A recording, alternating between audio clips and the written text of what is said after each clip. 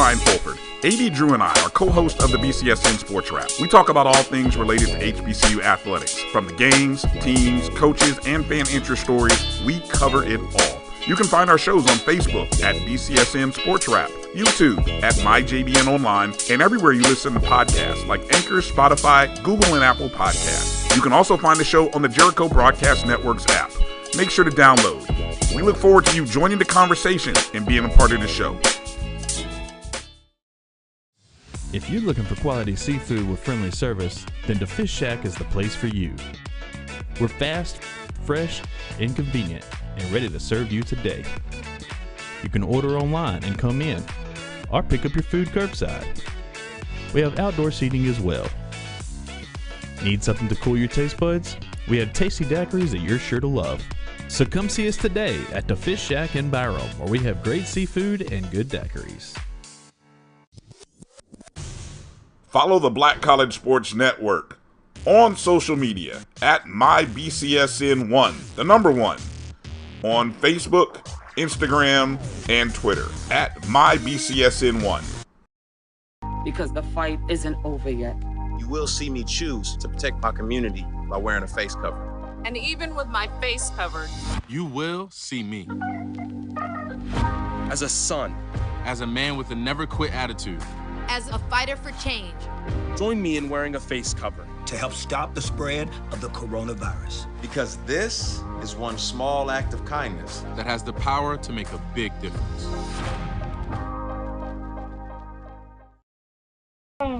Okay, so how long have you been coming to Stan's? Since 1987. I've forever loved Stan's Burgers because the people, they're real people. They help the community and their family own and operate. And the food, the quality, and service has always been phenomenal. And anywhere I'm at, I always recommend people to them. It's great food, and you get enough love for your money. If you need a good place to eat and you want a good environment to support the community and support the effort of the Jackson community, I recommend Stan's Super Burger to you because, like I said,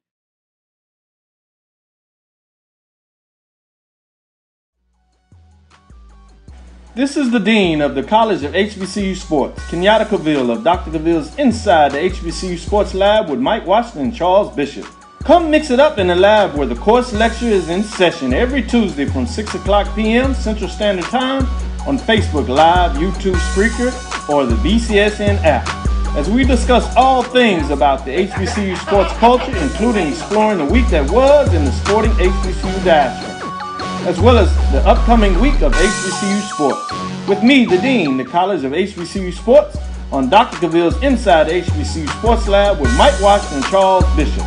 Course lecture dismissed. Support the Black College Sports Network so we can continue to provide you coverage. Go to myjbn.com/support and be a part of the Black College Sports Tell everybody Network. They can follow their dreams.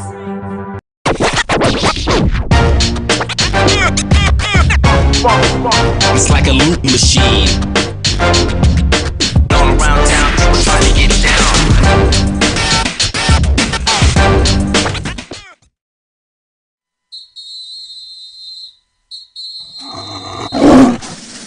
Ladies and gentlemen, boys and girls, and for all those who's listening and watching it from around the world. And we are now live from the corner of Dalton and Lynch Street. It's the show where we take you inside the game before the game begins. It's the Pregame.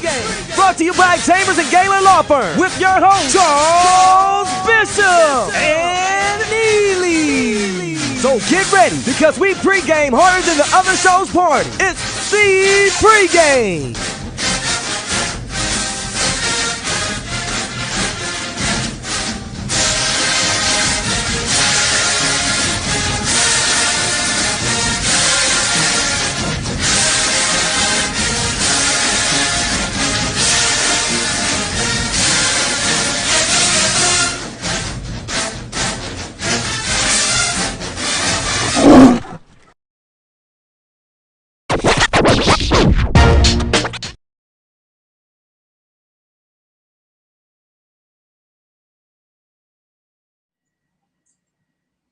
And welcome to the pregame show, Friday edition. as it is Jackson State Southern weekend here in Jackson, Mississippi. Charles Bishop, Neely, the pregame show here on the Black College Sports Network. And I tell you what, Neely, we're coming to you from the historic Johnny T's, of course, on the historic Ferris Street corridor here in the Renaissance Room. You see the Renaissance Room in the background. It's Jackson State Southern. What more can you ask for? You cannot ask for more than this, man.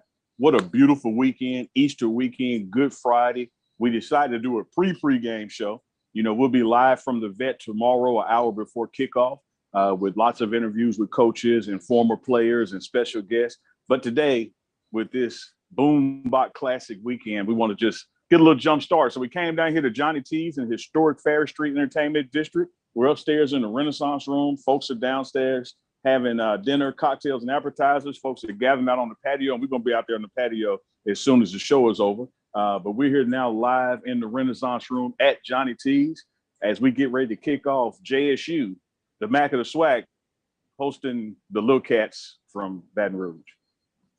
Well, I tell you what, Neely, I was on my way over here to Johnny T's, got out there on I-55, and I saw the dreaded S car flag. Southern fans, they are making their way into Jackson this Friday. Of course, we'll see the cars all over the place tomorrow.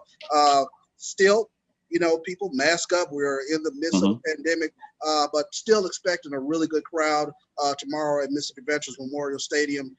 And I tell you what, this is Jimmy James used the word, the quintessence. I think this is the quintessence of rivalries when you take a look at Jackson State and Southern. Sure. It's a historic rivalry. I think, Chuck, you said it in our past episode that we recorded. You talked about how it doesn't matter if this is tiddlywinks, basketball, baseball, football, whatever the competition is, to have these two historic SWAC powerhouses, both located in capital cities in neighboring states. Such a fierce rivalry. Also, some deep bloodlines and camaraderies with people, personal friends, fraternity brothers, sorority sisters, you name it. But when this weekend comes along, typically in the fall, but here we are in the spring, there's no love lost between these two institutions, between these two programs. You know, you think back to when Southern broke that 28-game SWAC winning streak that the Tigers had going under W.C. Gordon. You think about the Casey Terrio game where we came back and got a win here at home when they were already celebrating in the stands. Just a historic matchup. So we're going to get into some of those things as we talk about this weekend facing Southern Baton Rouge, the importance of this game, the magnitude of this game, and what it means for the Tigers going forward. Yeah, you talk about the magnitude of this game. We talk about the rivalry, and the rivalry is what it is because both fan bases are the spit and mirror images of each other. When you talk about fan bases that take extreme pride in their football team, in their athletics program, in their entire school. When you talk about Jackson State, you talk about Southern, you're talking about two fan bases that they look so much alike, it's almost scary. Yeah, a lot of common ground, man, a lot of common ground. You know, sometimes they tell you in the world, if you spot it, you got it. The things you have a problem with is because you're seeing what you see in yourself. And so it's one of those fan bases that we just absolutely don't like. And they're a fan base that just absolutely does not like us. We both travel deep. We travel well, regardless of where games are on the road. And, you know, we are still in the throes of this pandemic. We do have a lot of precautionary things in place. There'll be no tailgating tomorrow. So that's the impact on the historic rivalry. The stadium will be at 50% capacity. So we're going to be just around 22,000 allowed in.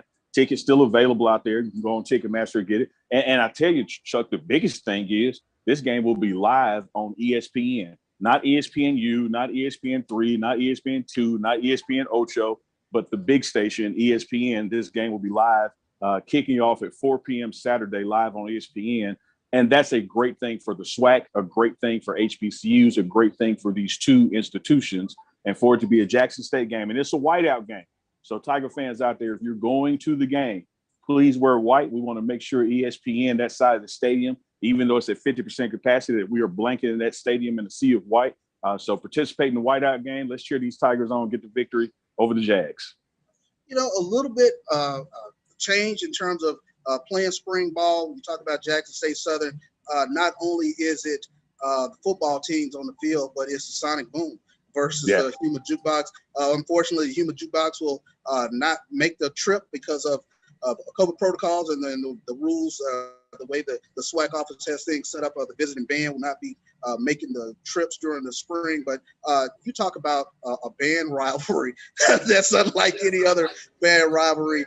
We talk about the pride that everyone has in their athletic programs. It extends undoubtedly to the bands and the moniker, the boom box. That it has taken on a life of its own. Yeah, so much so, Chuck, that out of respect to that, and the band heads out there, this show is going to be talking about some of that. And tomorrow's show, be sure to tune in, live pregame show for tomorrow's game. We got Dr. Little, head band director, Sonny Boom LaSalle, coming on to talk about it. We were actually doing two segments with him because this is one of those games where it is literally more than football. Yes, there's a fierce rivalry on the field, but there's also a fierce competitive rivalry in the band culture. And we're going to dig into some of that today, and especially tomorrow, take a deeper dive on it. So all you folks out there who, want to talk about the origins of the Boombox Classic, and here we are this particular weekend with all boom, no box because of the COVID protocols. We're just going to dig deep dive into some of that, Chuck, because it is ingrained in the fabric of HBCUs, ingrained in the fabric of Jackson State, and especially a major part of this rivalry. No doubt about it. We're going to dig into it a little bit after we come back from this commercial break. It's Jackson State, it's Southern, it's Bishop, it's Neely here on the Black College Sports Network. Good evening. I'm Chief Meteorologist Paul Williams with the I Believe Go Tigers forecast, taking a preview for this Friday night. If you take a look at what's happening on the map here, we're actually seeing widespread freeze warnings throughout a good portion of the Deep South. So a bit of a cold, crisp night is what we're expecting for the rest of Friday night. But as we go into the game for Saturday, we're not expecting for that unusually cold air to be a problem for us, whether you're in Montgomery, Alabama, Prairie View, it'll be in or Jackson, Mississippi. At game time, kickoff from Montgomery, Alabama, we are expecting partly cloudy skies and 62 degrees with winds out of the southeast at about 4 miles per hour. Kickoff time forecast for us at 2 o'clock for Prairie View. We're looking for cloudy skies, about a piddly little 15% chance of rain, 66 degrees, winds out of the southeast at 9 miles per hour. In Itta Bena, kickoff time at 3 o'clock. It's going to be mostly sunny and 67 degrees with winds out of the south at about 5 miles per hour. And then in Jackson, Mississippi, we anticipate mostly sunny skies at kickoff time, which is 4 o'clock, 67 degrees, winds pushing out of the south-southeast at about 5 miles per hour. And we're not looking at any rain at any of the sites as far as the forecast is concerned. Now, you join us for the Saturday forecast. We'll give you the details of kickoff time, halftime, and what to expect and dress for on your drive back home or to the party after the party. I'm Chief Meteorologist Paul Williams with your I Believe Go Tigers forecast. Now back to Bishop and Neely. Go Tigers. And welcome back here to the pregame show. Charles Bishop and Neely here from the Renaissance Room at Johnny T's Beastro here in Jackson, Mississippi, here on the historic Fair Street corridor. I tell you what, Neely, a lot of people there already starting to make their way over here to Johnny T's. Tremendous venue, great hosts. They've done so much to make us welcome here and really enjoying an opportunity to bring the pregame show from the Renaissance Room. Yeah, and we'll actually be right back here on Sunday. The selection show for the volleyball team will be taking place. Athletic department, Johnny T's opens doors for them to watch their selection and go forward with that. So Johnny T's is a gracious host of JSU Athletics, friend of the program, if you will. And even I'm sitting over here in one corner of the Renaissance Rooms. Chuck is in front of the barber. Chuck, I got a friend down here with me. You see, I looked over here by the TV and said, "Hey, man, this is from Welcome Coach Prime to Jackson." So I sit here with my guy, my co-host. We got 3 co-hosts tonight. Got Chuck Bishop, stat man. We got the 21st head coach, Coach Prime and Neely. But before we went to the weather, and thank you, Paul Williams, for that weather forecast, not just for the Jackson State game, but for all the SWAC games, HBCU games taking place this weekend. We talked about band, we talked about the music, we talked about the impact that has on this rivalry. And Chuck, we got a special guest with us to kind of deep dive into some of that.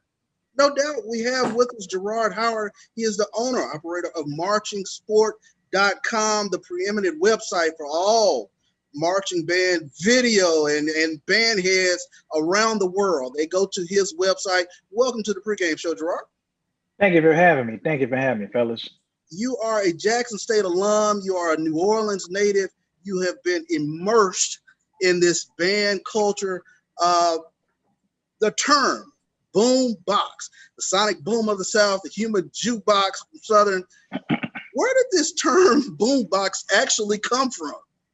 Yeah, well, back in the day, back during the March Sport days, during the early years, when I would label my footage after the games, I would normally create a page to put the photos and the videos on a page.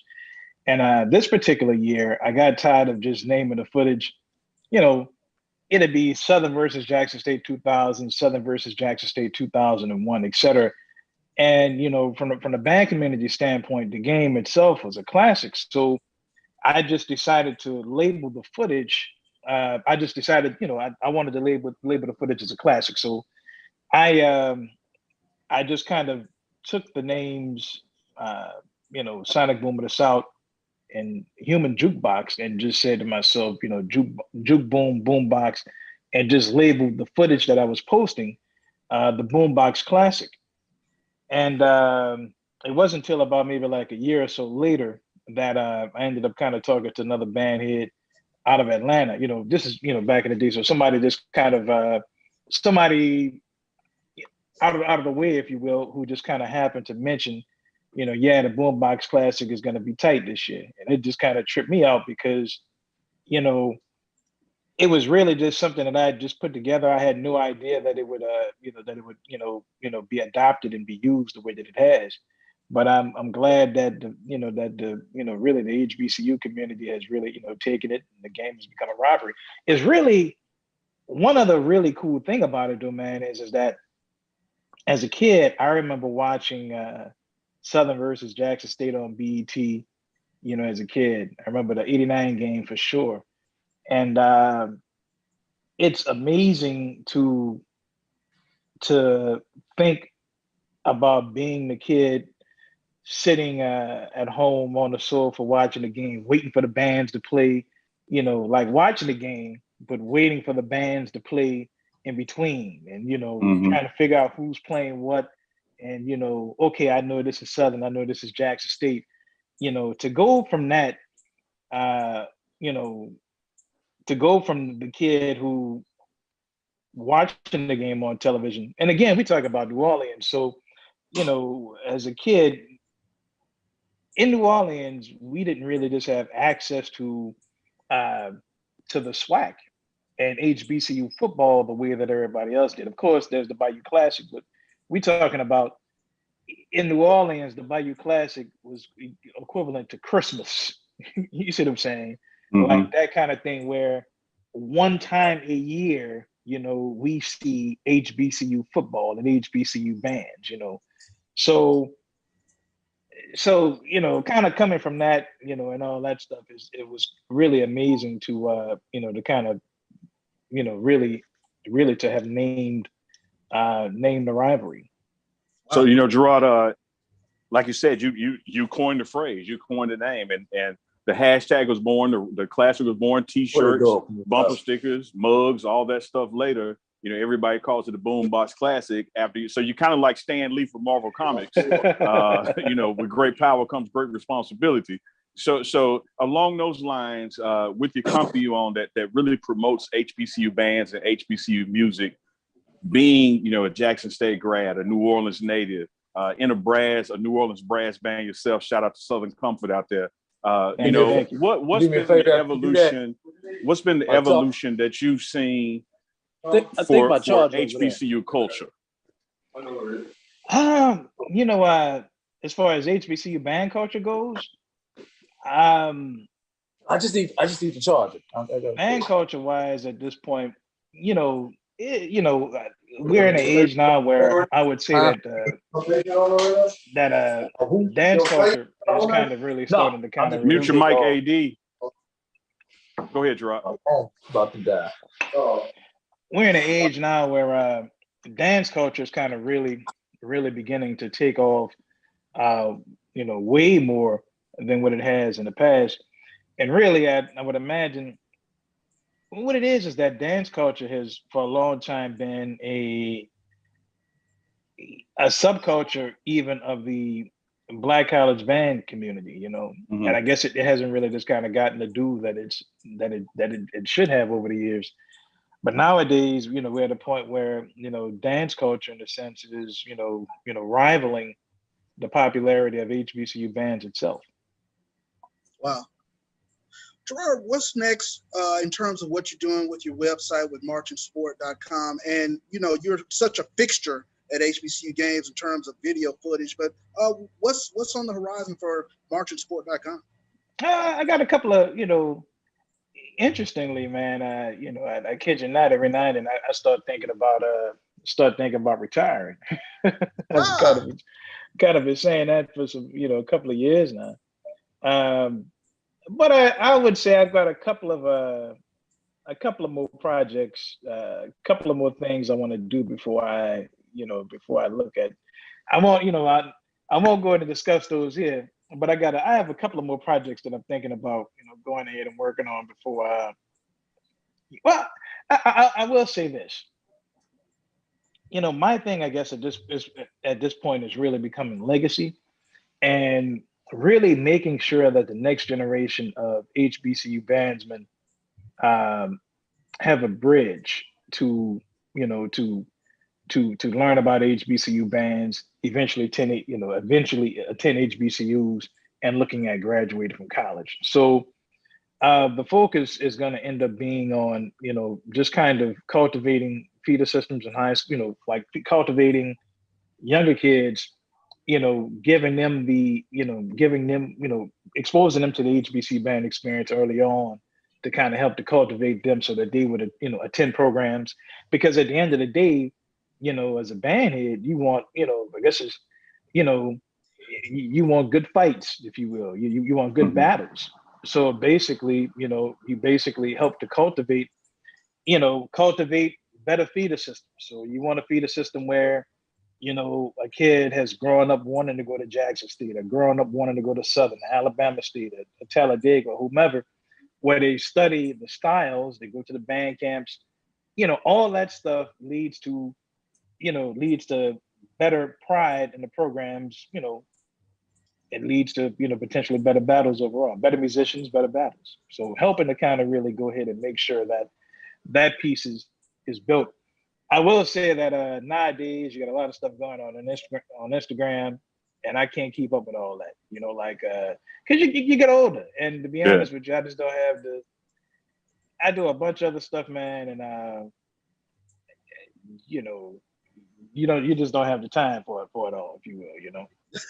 Hey, well, man, you know, after Stan Lee created Marvel, when they got to the Marvel Cinematic Universe, he just made cameos in the movie. So we're looking forward to the next 20 years of the Boombox Classic, looking in the background and seeing the Black Stan Lee of band heads and some cameo experience. Man, G. Howard, it's always a pleasure to visit you. Know we'll see you tomorrow. I saw you today at the stadium, getting your credentials and everything for tomorrow. So like we said, it's Boombox Classic, COVID protocols. It'll just be the boom tomorrow. But man, best wishes to you and all that you're doing for the culture, for music, for band heads. And man, you're welcome to come back anytime with these next projects that you can't announce yet. Great, man. Thank you, man. Look, thank y'all for having me. Appreciate you coming on.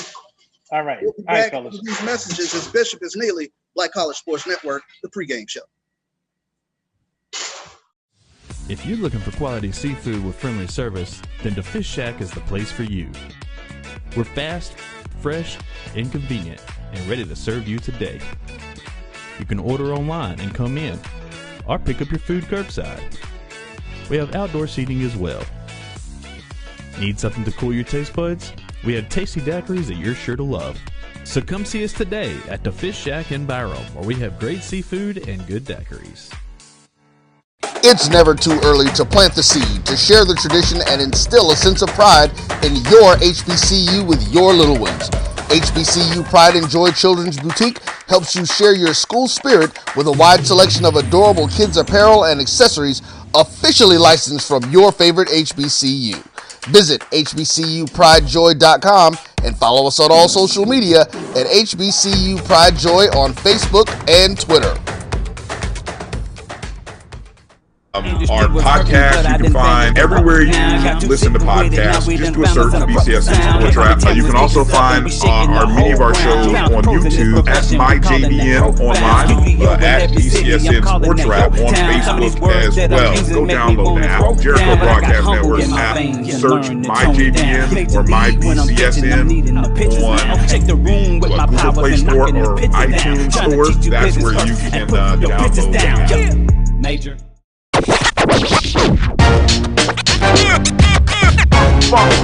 It's like a loop machine. All around town, people trying to get down.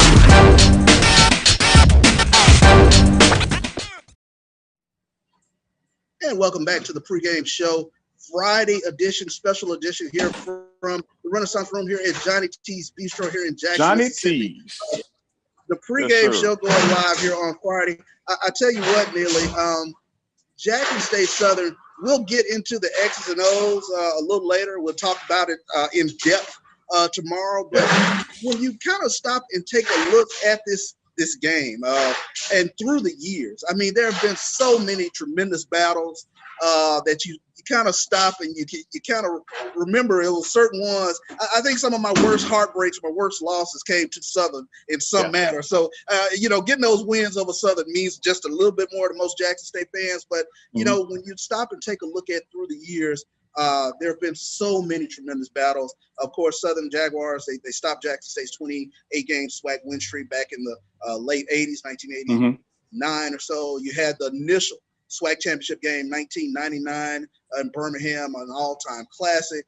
You had games down in New Orleans. You had the 2010. Man, forgot about that game down in New Orleans. Yeah, with the shades on. He was rocking it. Yeah. You had those games. You had the 2010 class, the 4 lead changes in the last 2 minutes and some change of that game. You had the 2013 SWAC championship. But is there any one Jackson State Southern game that just stands out for you? Oh man, woo! I tell you what, Chuck. The one thing about this particular rivalry is hats off to both fan bases in this regard. We make it difficult to play away. It is difficult, to go to Baton Rouge. It is difficult for them to come here. And so any game is always memorable just because of the level of passion from both fan groups while in their home stadium, in their home environment.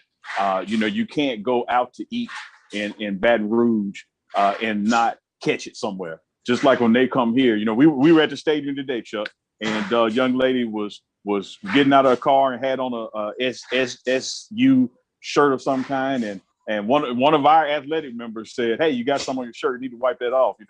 It's just you're gonna catch it wherever you go. So that part is always memorable. But for me, memory wise, I'm thinking about the ones where I was actually in school at Jackson State, and me and some of the guys I know they're avid listeners of the show. Yazoo Straughter, my man Cuss Words, Brian Jackson, Lynn Moore, who's now big time professor. We all did a road trip down there when Sean Gregory lit them up in the first half. I think that was fall of 1990. Fall of 90. Fall of 90 would have been my sophomore year. So that one really stands out just because of the talent that you had on both sides of the ball, the coaching staffs. Here you have Aeneas Williams, who went on to the NFL, is a Pro Football Hall of Fame member, and he's guarding Jimmy Smith that night. And Jimmy Smith scores 3 touchdowns on him. And Jimmy Smith goes on to Jacksonville, become the all-time franchise leading receiver, yards and touchdowns, and is destined for the Pro Football Hall of Fame himself. So you just had that kind of bevy of talent on the field, those linebackers that were going against each other. And to have a quarterback that night throw for 5 touchdowns in the first half, and really was a run-heavy offense. Really was a run. It didn't really throw a ball, in the second half. And that was the one that was after they had broke the streak, the 28-game, winning streak. I think so those two stand out. I think his stat line was like 14 of 23 for 462 yards, something just no INTs. No INTs. Right. Yeah. And it was two of the 3 to Jimmy were big ones, like 45, 50 yarders. We just blazing down the field. I think he had one check down to Kimbrough. Antonius Kimbrough scored a touchdown there. But to do that to them. So one thing that was memorable about that game, not only the 5 touchdowns in the first half, because that was just, off the charts QB efficiency, but to do it to them in Baton Rouge. I don't know if 5 touchdowns against Southern has the same notoriety if it's done in Jackson. Yeah. But to go there and do that and to take that crowd out of the game, I mean, there was no second half for them. It was over. There was nothing they could do. So that really stands out to me, Chuck. But like you said, that Robert Kent with the shades on, man, joking on him, like it's so many. This historic rivalry. It's good to see that a pandemic. Hats off to the SWAC. Hats off to Jackson State Athletic Director, SU's Athletic Director, to create an atmosphere and environment where this game can still take place. Easter weekend, so a lot of folks are home for the weekend. Game is on ESPN, whiteout game. A lot of reasons to get excited and be involved in this competition this weekend. So I don't think there's one particular game or another, other than the one I just mentioned, just stands out lights. What about yourself, Chuck? I mean, you are certainly a historian and go back to the games with your dad and this Southern rivalry. Which one just sticks in your craw? Yeah, we used to hop in the RV and make the trip down to Baton Rouge. That one definitely. That's old money right there, boy. Hop in the RV. That's y'all. You can't hide money, y'all. Let me tell you 2 things you can't hide. You can't hide love. You can't hide money. It's gonna show his hand. So y'all been watching this show 20, 30 minutes. Here, man said the RV. You can't hide money. Look at it. You can't hide it. That 1990 game definitely stands out.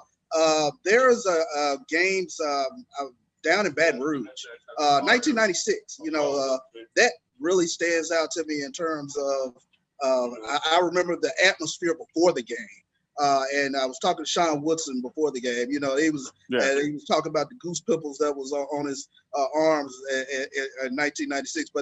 And I think it's immortalized on YouTube. The Southern atmosphere. They were crunk before that game. I think on YouTube it's labeled Crunk Session or something to that effect. But check it out. But it just gives you the whole vibe of Jackson State and Southern. You can never forget 1999, the first SWAC championship, and now we've had 20 some odd SWAC championships. But I remember the first one, Jackson State, Southern. So many, the eyes of the SWAC were, the eyes of the world were watching the SWAC that day. It was on ESPN2, but both fan bases came in full throat. You had all the bands in the SWAC that came to the game. It was an electric atmosphere, and it spurred the growth of what we now know as the SWAC. And then 2010, I mean, for me, that one, that is the long time I remember Jackson State fans storming the field, 4 lead changes, and I believe the last 2 minutes and 46 seconds of the game. You had a punt return, Jeremiah McGinty. You had a PJ Lee touchdown. You had Southern come back with a quick strike touchdown. And then you had Jackson State, Renty Rollins, Rico Richardson, Casey Terrio. And oh, my God, that was a heart-stopping game. And if you're a Southern Jaguar fan, you definitely remember 2013, the SWAC championship. Tommy Gooden catching the ball out of bounds, and that was an overtime game. So there have been so many classic games with this Jackson State Southern rivalry, just so many memories and so many memories of the road trips down to Baton Rouge. And I'm sure they have the same thing of the road trips to Jackson. It's just 2 fan bases that mirror each other. And when you talk about Jaguar Nation, when you talk about Tiger Nation, these are 2 of, I would say, some of the best fan bases in all of HBCU football. Yeah, it kind of dropped off, Chuck. So hopefully it's coming, man. But you talked about that Casey game with the lead changes. The band played so much of a difference in that game. When you think about those lead changes happened that Southern started playing, the rules were kind of out the window about playing when the ball was in play. They started cheering. We start back cheering. The lead change. 9 seconds left. We win the game, and we in the game performing their victory song. So that was a classic matchup, classic game. But man, this is just a historic rivalry between 2 HBCUs located in 2 HBCU cities, 2 capital cities, 2 southern states. Hard to get much better than that. No doubt about it. Friday version of the pregame show, of course, will come to you from the Vet live tomorrow, an hour before kickoff. Kickoff is at 4 o'clock tomorrow. Jackson State and Southern. We have a bevy of guests that we are just proud to see tomorrow. Looking forward to tomorrow's show. But today we come to you from Johnny T's Beastro here in Jackson, Mississippi, from the Renaissance Room, the infamous Renaissance Room here at Johnny T's. I tell you what, chime in for all of those watching the pregame show, your favorite memory of Jackson State and Southern. I'm sure quite a few of our fans have so many memories of their, memories of Jackson State and Southern. But I tell you what, really, we'll take a quick break. We'll come back, bring back our next guest here on the Black College Sports Network. It's Neely, it's Bishop. We'll be right back. Have you had your Earthblend coffee today? At Earthblend Coffee, we take pride in offering you the very best of beans across the world, blended and roasted to perfection, giving you superior quality and satisfying and flavorful taste. Experience the world in one cup with Earthblend Coffee.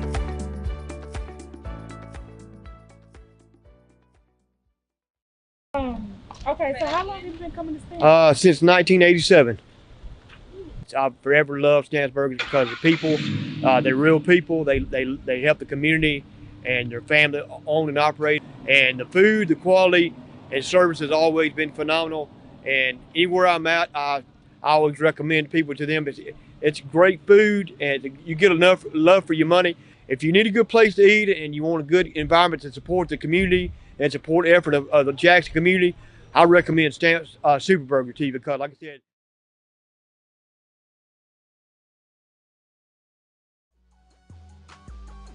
This is the Dean of the College of HBCU Sports, Kenyatta Cavill of Dr. Cavill's Inside the HBCU Sports Lab with Mike Washington and Charles Bishop. Come mix it up in the lab where the course lecture is in session every Tuesday from 6 o'clock p.m. Central Standard Time on Facebook Live, YouTube Spreaker, or the BCSN app, as we discuss all things about the HBCU sports culture, including exploring the week that was in the sporting HBCU diaspora, as well as the upcoming week of HBCU sports. With me, the Dean, the College of HBCU Sports, on Dr. Cavill's Inside the HBCU Sports Lab with Mike Washington and Charles Bishop. Course lecture dismissed. Support the Black College Sports Network so we can continue to provide you coverage. Go to myjbn.com/support and be a part of the Black College Sports Network. Tell everybody they can follow their dreams. And we are back with the pregame show. Chuck, I actually think it's the pre-pregame show because we always go live before the game from the vet. But today we're at Johnny T's in the Renaissance Room. I'm actually going to walk around a little bit. Like, I'm behind the bar. I'm not making any drinks or anything. But, Johnny T's, historic Fair Street District, excellent venue for special events. Like we said, the volleyball team will be here for their selection show. Got a band tonight, and Clinton Barber is performing. Lots of events this weekend. So this is just an exciting place to be. Always a good place to host athletics. There's Chuck Bishop there. She say Sports in House. Sonya Stamps in the back corner over there. So people are downstairs having dinner and cocktails. Folks out on the patio. A little too windy to do the show from the patio. So we decided to come upstairs to the Renaissance Room, and now we are joined by a special guest, no stranger at all. Get out that sunlight there. No stranger at all to the pregame show, and that is co-offense coordinator Michael Pollard. Coach Pollard. Yes, welcome sir. To the pregame show. How you doing, brother? Man, I'm excited. I'm doing great. I tell you what, I've got a couple of guys that came in town that played for me in Georgia. I'm gonna take them out to eat tonight, or otherwise I'd be up there at Johnny T's, but y'all enjoy that atmosphere. But I've been up to I can't echo his sentiments. That's a great place to go. No doubt, Coach, no doubt. Well, I tell you what, we got a tough opponent coming in tomorrow in the Southern Jaguars. They are led by one of the more dynamic players in the league in Ladarius Skelton, a quarterback who can really get it done with his athleticism. He poses quite a bit of challenges for opposing defenses. Yeah, he's a really good player. I've heard Coach Thurman and those guys talking about the importance of containing him. Of course, being just an offensive coach myself, we always take a little peek at the other team's offense just to see what they're all about. And he definitely sticks out on film as soon as you turn it on. No doubt about it. When we take a look at Southern's dog day defense, they are an aggressive unit led by defensive end Jordan Lewis. He's one of the preeminent defensive ends in the SWAC. He leads the SWAC this spring with 6.5 sacks. He's somebody that we'll have to pay a little bit of attention to tomorrow, correct? Yeah, so he's a very athletic defensive end. He jumps off the screen as soon as you turn it on as well. He's preseason all SWAC for a reason. He's 6'3", about 200. He's a little light, but he's extremely athletic, extremely quick, and he makes plays in the backfield a lot. He lives in the opponent's backfield, so we definitely have to contain him and get a hat on him. Coach, when you've been on in previous pregame episodes, and just like you're doing right now, we talk about those players to watch on the other side.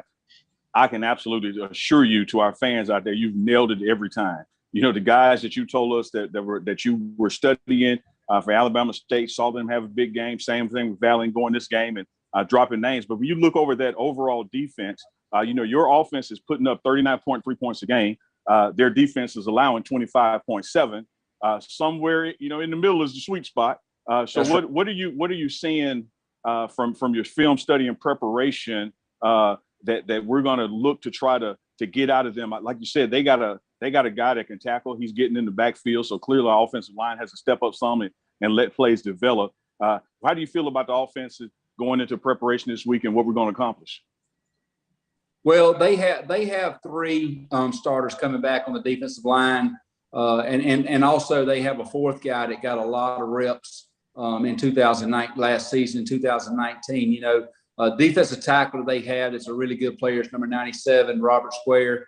He makes a lot of plays. He really sticks out there. Another thing about them, their secondary is very active. Tamari Smith is number 3. He's their best corner by far. The other kid, Jordan Eastling, is a great player as well, but Tamaris is a very talented player, and he's definitely the cream of the crop on that side of the ball for them in the secondary. But their safeties, both of their safeties are very active. Number 23, Chase Foster, and number 7, Jacoby Papillion, both come down and or make their presence known in the box. So, it's going to be a challenge to make sure we get a hat on them, make sure we're aware of where they're lined up on the field and everything. But, Southern's got a really good athletic looking defense. They play hard. They're well coached, and they're very sound in their scheme. They're not trying to really trick you in what they play. They're trying to play technique and just line up like they're supposed to line up and play with great technique, read their keys, and they do a great job of that. You can tell they're well coached. Coach Pollock, and just being around a few coaches, there are some goals, some goals that they kind of start the week off. This is what we're gonna. This is one of our things that we're gonna hit going into Saturday. What are just 1 or 2 things that you've highlighted that you want to see from this offense tomorrow? Well, I think number 1, I think we've got to establish the line of scrimmage again. I think we were doing a great job with that early in the season, and we struggled with that a little bit against Alabama State, establishing the line. So we want to get our run game going again, and then we feel like at both of the corners positions that we got a height advantage. They're both 5'9", and we got a couple of guys that are 6'3" that are physical, and we want to take advantage of that as well with those guys. So but I think it all goes back to our run game. We've got to be more efficient on first down than we were in the last game. Give ourselves good second down and third down opportunities that we can take some shots downfield and take advantage of our receivers. It's hard to play behind the chains. If we're not successful on first down, it's hard to take those shots in those later downs. So, it's going to be real important that we get hats on people and get some movement. And I think we can. I think we do have a weight advantage up front. We just got to get our hands on them, keep our feet moving, and just play with a little bit more tenacity than we did against Alabama State. No doubt. Coach, in that same vein, when we talked before, you were placing an emphasis on, you and Coach Prime, Coach Phillips, cleaning up that third quarter, making sure that we didn't leave that meat on the bone and got some production. Well, the next game, we did it. I think we had 15 unanswered in the third quarter, got to the fourth, and just, as we say, didn't finish. Still got to learn how to finish. So as we go into tomorrow's game, with having cleaned up the third, did we work this week addressing that finish again? Did we, did we push the kids to still learn how to finish, the importance of finishing this game?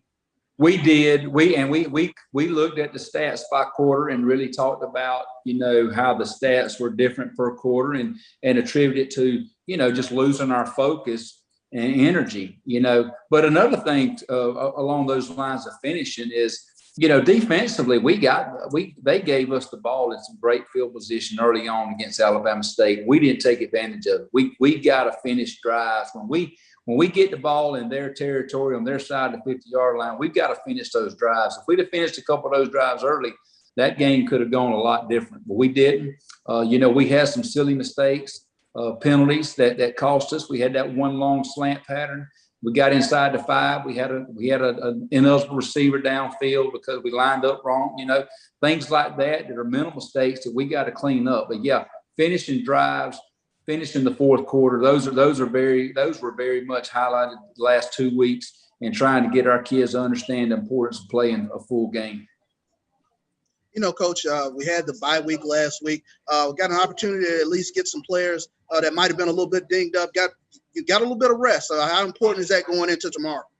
Oh, that's very important. I think we took full advantage of that. We got some kids healthy again that were dinged up and banged up a little bit. Got some much needed rest on our bodies to go into this game. But then we had a great work week last week. We had a great work week this week. Our kids are ready. They know who's coming to town. They're excited. It's obviously a rivalry. It's something that's got the town buzzing. Even before I came here, everybody knows Jackson State and Southern get together. It's a big deal. And, I'm just excited about being a part of it. Even though I do have the wrong color shirt on today, I apologize for that. But, we're excited about the opportunity. Another thing that we're excited about is we're able to play in front of our home fans again. It's been almost a month we've been home, so it's excited to be back at the vet, and we're just ready to go. No doubt. Yeah. Good stuff, Coach. Man, we appreciate the time that you take and spend with us on the pregame show and give us that look and insight into the minds and mentality and the preparation of that offense. And man, we're looking forward to you tomorrow getting that W and the offense production exceeding that average and beating those Jags and sending them back on down that road to Baton Rouge. You're exactly right, Coach. You just sit back and think like, man, we haven't been home in almost a month. That's right. Here it is, Easter weekend. We're together on this Good Friday, and we're playing a little football on ESPN whiteout game. So we're encouraging all our fans to not only come, tickets are available. Wear your white.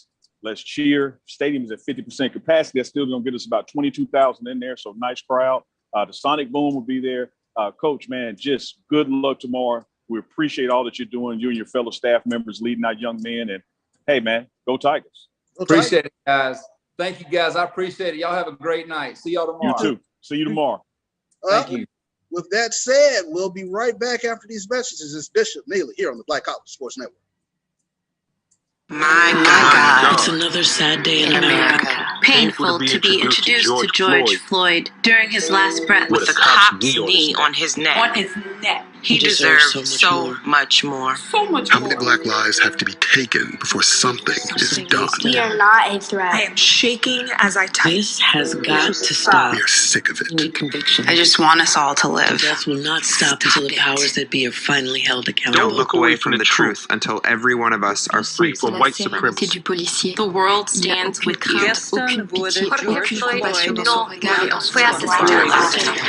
Criminalizing and killing of black and brown bodies is not new. It's as old as America. It's just getting filmed more. Do you know what it feels like to be hunted? To have a new hashtag for a dead black person every single day? How does one plan a life if they aren't sure they will have a life to plan?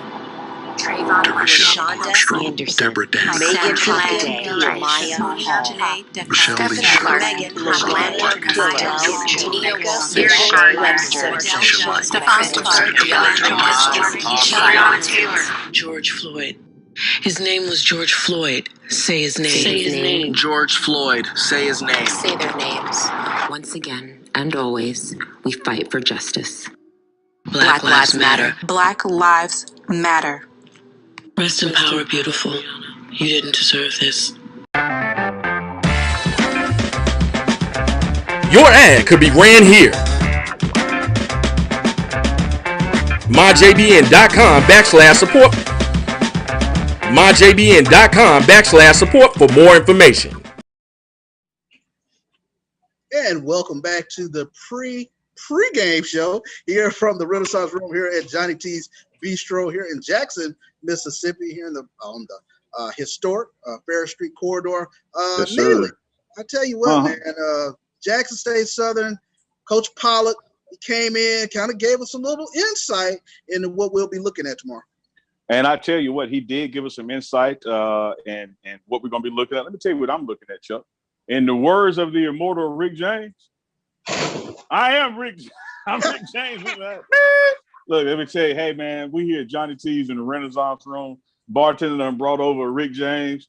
No telling what this last segment going to be like. We got Chad Ford from Big Daddy's Dark Side Defense going to join us. But Coach Pollock, man, always giving us those offensive nuggets. And we just appreciate so much the relationship with JSU Athletics, the coaching staff, from Coach Prime, Coach Thurman, Coach Phillips, Coach Pollock, Coach O, who comes on pregame each home game with us, or away games as well, and just gives us that overall look at what to expect tomorrow. But, hey, Chuck, here's the thing, man. It's tomorrow. It's a game. Yes. It's gonna be a game now. To those purists out there who look at just the divisions and the lineups, the truth is we can stumble tomorrow and it does not erase our SWAC championship chances. All right. Because, this game is not part of that. But I think psychologically it's almost a must win. We had that loss at Alabama State, which was a division game. Haven't played, at home in a while, coming off of bye week. I think mentally for the team, for the fan base even, that the emphasis on this game is even greater, even without it impacting the SWAC standings. Neil, that's an important point that you make, and we'll get into that, I think, a little bit more in terms of our deep dive tomorrow. But psychologically, a win tomorrow goes a long way. When we kind of take a look at the first four games, we had the Edward Waters, you had Grambling. That was an important data point. The win over Grambling, even though Grambling has not exactly had the best of seasons, but historically they have had Jackson State's number. So that was the first, dot, if you will. But tomorrow is definitely another data point that Jackson State fans will be taking a look at in terms of the We Believe era. In terms of you get more buy-in with these sorts of wins when you get wins over your rivals. And we want to welcome in Chad Ford. He's part of Big Daddy's Dark Side Defense. He always gives us tremendous insight here on the pregame show. Welcome in, Chad. Man, my brother, how y'all doing today? Thank you. Man, doing good. Tigers got the hump, Chad. All the Tigers got the hump. They got the hump. This is the weekend hump, man. Easter weekend, Good Friday. That school from down there in Baton Rouge is in town, and you can't spell sucks without spelling it SU. So look, we're gonna get after Chad. It's time for the defense side of this talk show right here. We just had Michael Pollock on, co-offense coordinator, giving us some nuggets, man. Let's talk, Chad. Not only about this current environment, but also back during your time as a football Tiger. Talk to us about that Southern rivalry. Talk to us about what it meant to play in this game. Man, I get emotional because talking about Jackson State University football, for me, I get emotional because of what Jackson State University football embodies as far as that tradition and legacy. Let me tell you something about how I feel about Southern. That's like a fat man refusing a buffet at the boat. Come on now. I'm chubby. I like to eat. Yeah. So for me, that rivalry, and most respect to SU, when it goes to their administration, their leadership, the athletic department, and they've always had talent, very disciplined, well coached. They're very fundamentally sound. But that, no, I'm ready for them to go back home. My niece went to Baton Rouge to Southern. I love her, but this week, no. I mean, hey, Chad, look here, man. This is what I love about language. I'm a listener. I'm a listener. I love language. I heard all these accolades and compliments, their coaching staff, their fan base. But whenever compliments is followed by the word but, it erases all the compliments. Dot. Yeah. Chad, You're right. Chad said, hey, man, great fan base. Hats off to their excellent coaching staff over the years, but I hate them. Yeah, pretty much. Well, Chad, let me ask you, Chad, what were your personal memories of the game? You went through all the battles there, trench warfare, if you will. Yes, sir. One of the star defensive tackles for Jackson State in the mid-'90s. But yes, sir. What were your memories of Jackson State Southern?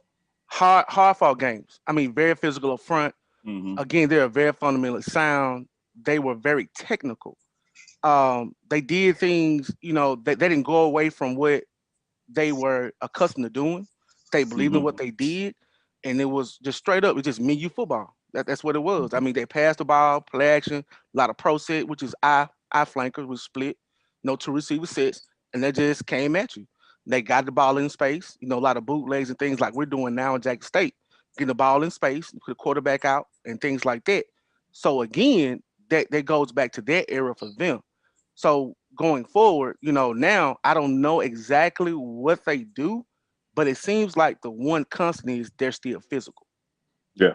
Yeah. And I tell you, Chad, that echoes some of what we were just talking about with Michael Pollack. When you go through these box scores and you look on that film, this is going to start in the trenches. You were a D lineman.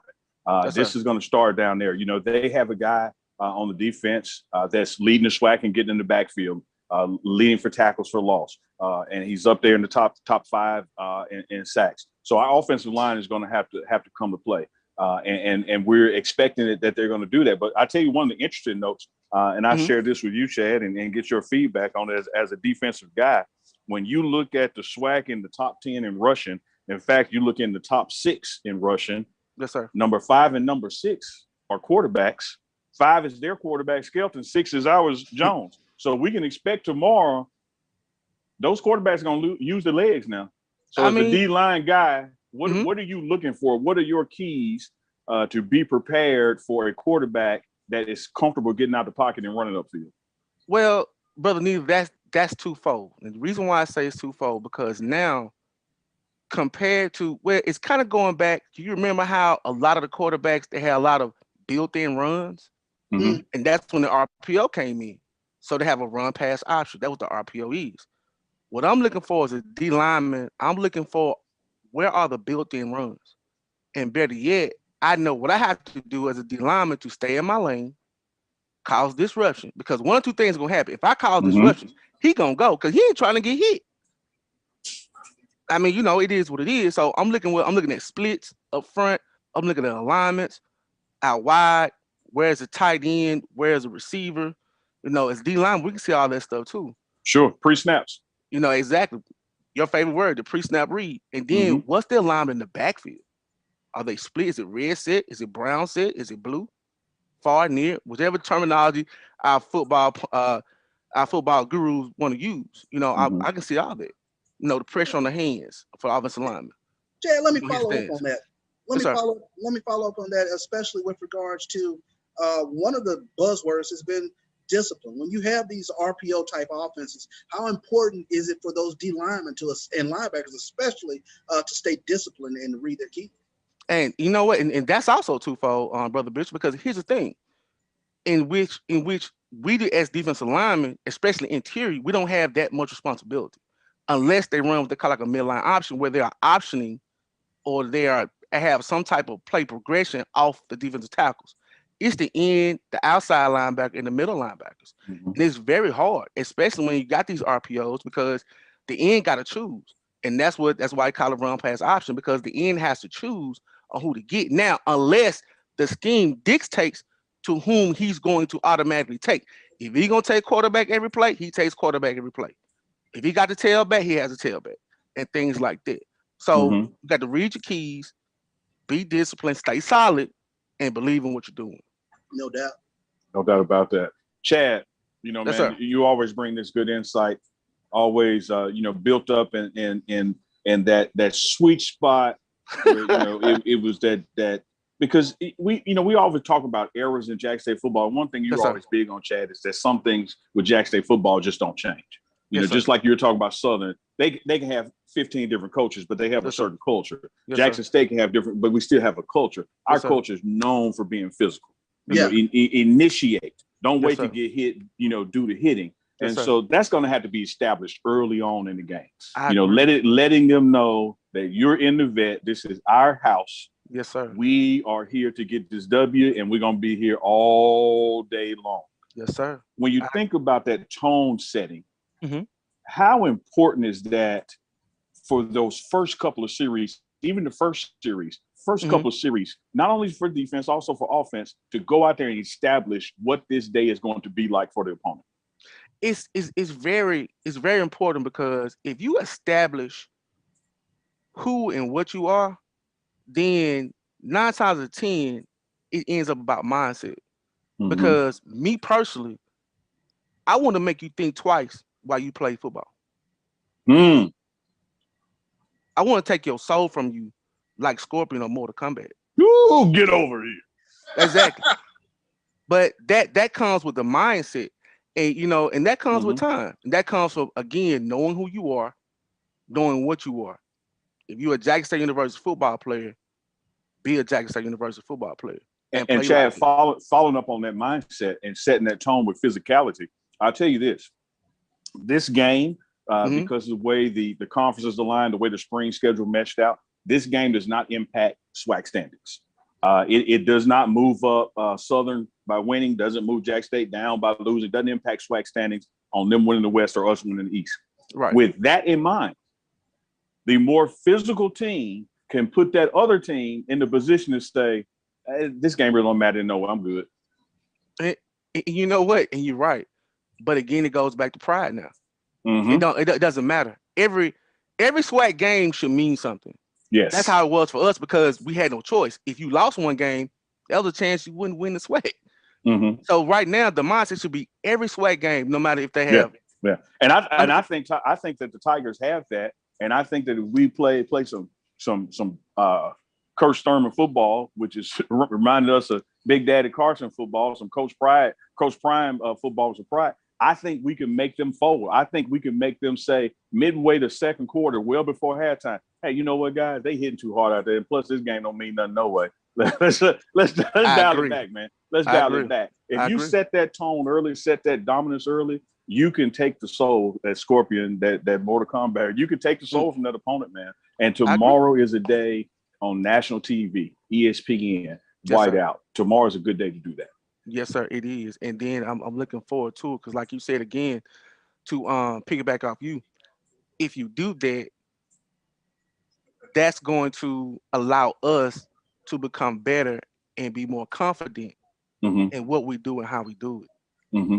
So that's further improving, because again, we still haven't played a complete football game yet. No. Mm-hmm. Great point.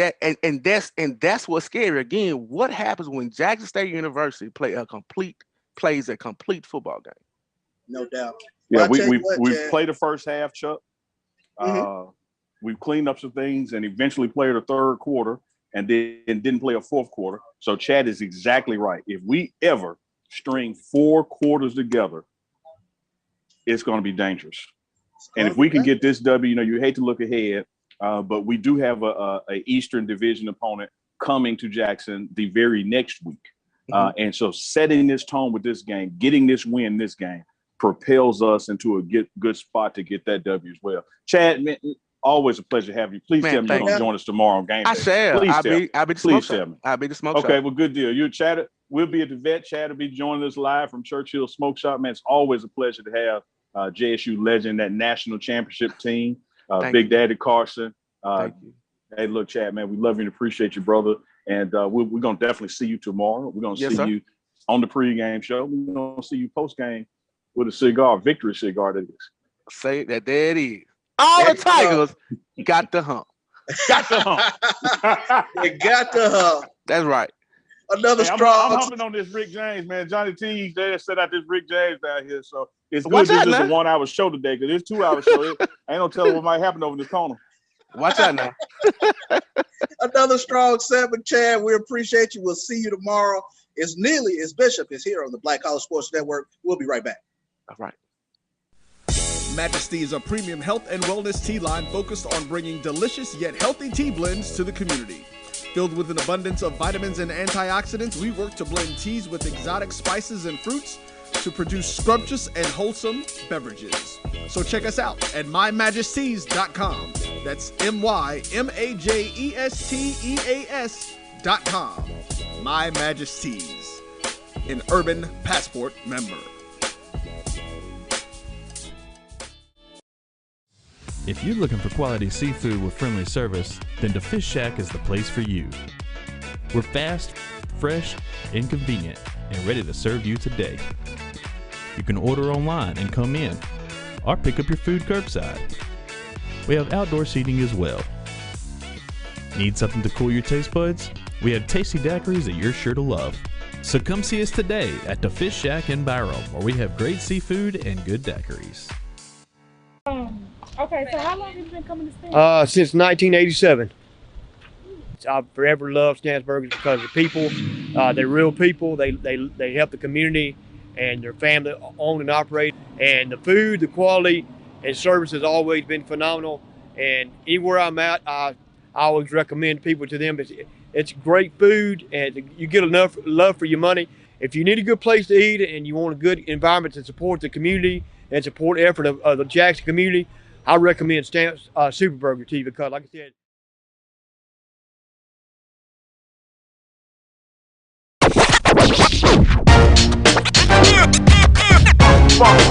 It's like a loop machine. All around town, people trying to get down.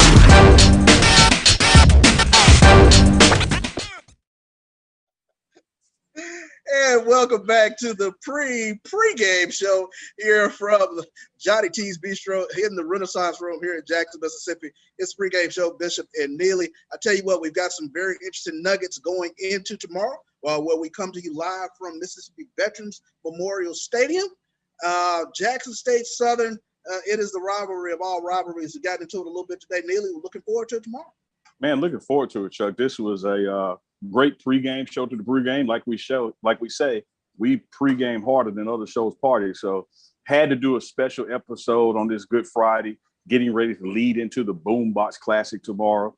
All boom, no box, but that's okay. You know, they were going to lose that battle anyway. And, you know, speaking of tomorrow in the Sonic Boom, for the fans that are going to be in attendance, remember to wear white, but also to stick around because for the first time in over a year, the Sonic Boom is doing a field show post-game. That's huge. That's huge. So yeah, they like haven't taken the field, you know, because we didn't have a fall season. Of course, didn't have a spring last year, so it's been a full year of no boom on the vet field, and they're going to do a field show after the game. So it should be something exciting for the fans to see. But Chuck, tomorrow is going to be Oh, Coach Prime told me something. Let me let him get ready for the game. We're going to get ready for the game tomorrow. We'll come back to you tomorrow at 3 o'clock here on the Black College Sports Network. You got a great cast of characters of Darius Skelton going up against Jackson State's defense led by Keontae Hampton, Miller. You have Jackson State's offense, Jalen Jones, Tyson Alexander going up against Southern's defense, Jordan Lewis and Papillon, and those guys over there on that side of the ball. Just tremendous athletes on both sides of the ball. Jackson State Southern, the rivalry of all rivalries. We look forward to coming back to you tomorrow from Mississippi Veterans Memorial Stadium. We go live at 3 o'clock. Neely, any parting words? Hey, man, I believe Go Tigers. It's going to be an exciting day tomorrow. We're going to deep dive tomorrow, Chuck, with just some quick nuggets for people to keep in their heads. You know, you're looking at the number 2 and number 3 offense in the SWAC. You're looking at the number 2 and number 4 defense in the SWAC. We got just as many good corners as they got receivers. We got just as many linebackers as they got running backs. This is going to be the irresistible force meets the immovable object. Something's got to give. Come out to the vet. Tickets are still available. Got to get them on Ticketmaster when it gets to Friday, the day of the game. Everything's electronic to, you know, cut down on COVID exposure, that kind of thing. Come to the game. It's safe, spread out, social distance, stadium at 50% capacity. If you're watching at home, tune in to ESPN, and even at home, wear white so you can be a part of it. It's a whiteout game tomorrow. We got some big stuff planned this weekend. Johnny T's will be open tonight. They got Clinton Barber here singing. Got events Saturday as well. We'll be at the game tomorrow with some more announcements. Chuck, this is an exciting time, man. Easter weekend, so happy Easter to everybody out there. Have a good, safe weekend if you're traveling into Jackson. If you're in Baton Rouge, stay. We're full. We good. No need to come up. Everybody else, come on down, man. That's what happened when he give you that Rick James. Of course. You can't give me a Rick James doing a live show. The Jackson State came out of you. It came on out. Well, we'll go live tomorrow from the stadium at 3:00. Be sure to tune in to the pregame show. It's Bishop. It's Neely here on the Black College Sports Network. We'll see you tomorrow, everybody.